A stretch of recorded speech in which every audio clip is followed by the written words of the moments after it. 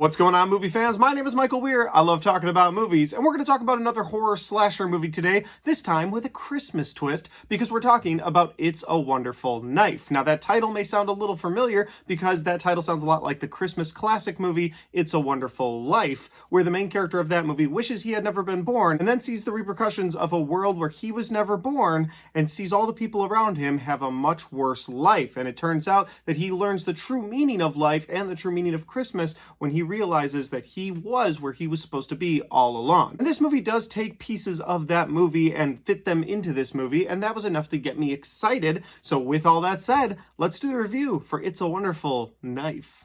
You be safe now. Please.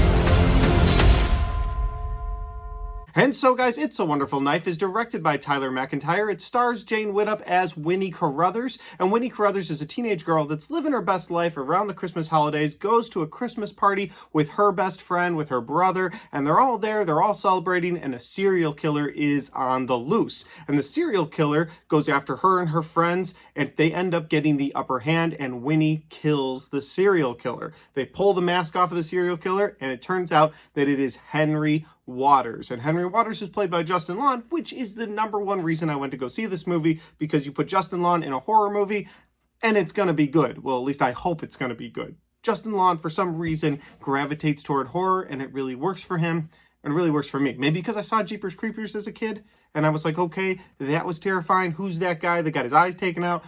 That guy is, it's just, if he makes a horror movie, I'm going to watch it. Anyway, back to the story. She ends up taking out the serial killer. The town is saved. The serial killer is dead. The town moves on with their lives. And a year later, Winnie is going through it. She had to kill someone, and she's still dealing with that. And everyone else's life around her seems to have gotten better because of it, but her life has just gotten worse and worse. And then she has issues with her boyfriend. And so one thing leads to another, and she says the words, "I wish I was never born." And the universe grants her that wish because now that she was never born, the town has changed. The atmosphere has changed. And the serial killer is still alive and thriving as the now mayor of the town. Now that's the best synopsis I can give you. If that sounds like an interesting horror movie to you, then you should go check it out in theaters or check it out on Shudder, where I'm sure it'll be streaming very soon. With all of that said, though, let's get into my likes and my dislikes for this movie. Getting into my first like for this movie, guys, we got to talk about that costume that the serial killer is using. I love that costume. It hooked me from the trailer, it hooked me from the poster, and I was excited to see it in the movie, and I was very impressed with it throughout the movie. I like the idea of that all-white costume with the snow backdrop, and then anytime he attacks someone and blood splatters upwards, it goes all over him, and see that red on that white, and it just works so well for me. So I love the costume, and I wanted to put it in the like category. The next like I have for this movie is Justin Long, by far the best actor in this movie, and again, getting to see him in any horror movie is fun, but he did something unique in this movie where he does some sort of an accent with this movie. He's always like, "Come here, child, and let me help you." I don't know. It worked for me. For me, Justin Long is a great actor, but he's always just Justin Long. And in this movie, he kind of became this Henry Waters character, and I like that. I appreciated that. So Justin Long is one of the things I liked. Next thing I liked about this movie is some of the gory moments that you had, especially a scene with the axe. Listen, in a slasher movie, I'm always worried that they're not going to go far enough. And in this movie, there's some moments where they go so far. He's got this axe and he's taking somebody out. You see all that blood go on his costume. It's just a really fun moment. And then you see the aftermath of that kill later. So this movie really worked for me when it came to the gore, and I liked that. And finally, my last like for this movie is going to be the opening act and the overall concept of the story, because the concept really drew me into this movie. You take It's a Wonderful Life, you kind of flip it on its head, make it a slasher movie about a teenage girl who kills a serial killer but then wishes she was never born, and then she has to deal with the aftermath of that. That, along with Justin Long attached to this movie, put me in a seat for this movie. So again, the concept is a really interesting one, and I love the opening act. I thought they set this movie up so well.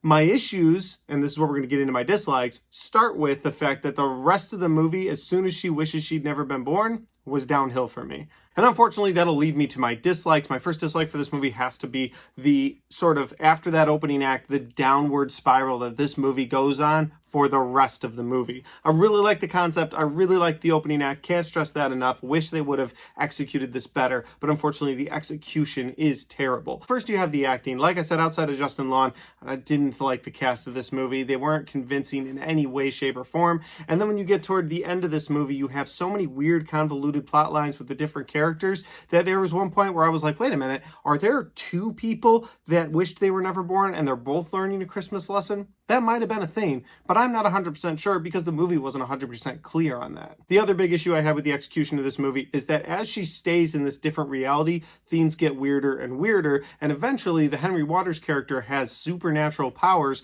over the people of the town. Like, the movie just goes off the rails. There was absolutely no reason to include that. I like the idea of, oh, this girl has to now live in this new reality where the serial killer is still going around killing people, the serial killer is still going around doing his thing, and she has to convince people, like her mom and dad that don't know they're her mom and dad, she has to convince them to help her. But instead, now there's this weird supernatural power that he has over the people of the town, and she has to defeat some of them. And then there's an alternate killer, which really made no sense at all. Overall, I'll say that I like the concept of this movie, but it was very poor execution, especially in the second and third acts, and I cannot recommend this to anybody. If you want to save your money and wait for this thing to be on Shudder in a month or two, then I would recommend you do that. I just don't recommend you pay money to go see this. It really was a letdown to sit in the theater and watch the opening act of this movie and then just watch it get worse and worse and worse.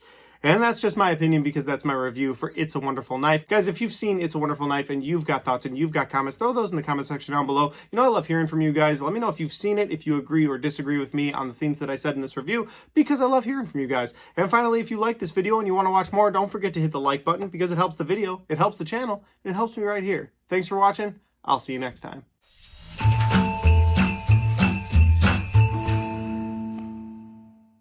All right, guys, we got to the end of the movie review for It's a Wonderful Knife, and I had a lot more points on the negative side of things, but I thought, you know what, if I just say it's poor execution, kind of move on from there, explain why the execution was bad, we'll leave it at that. You can make your own assessments otherwise. I'm not trying to overly hate on a low-budget horror movie made for Christmas. There's just, it appeals to some people, it works for some people, and it doesn't appeal or doesn't work for other people. I was one of those people this one just didn't work for, and that's unfortunate because I had high hopes for it. But who knows? I'm looking forward to what we get from this director next. Might be good. With all that said, though, guys, if you want to check out any of the other reviews I've done on my channel, well, I've got all of my 2022 reviews right there, and all of my 2023 reviews right there.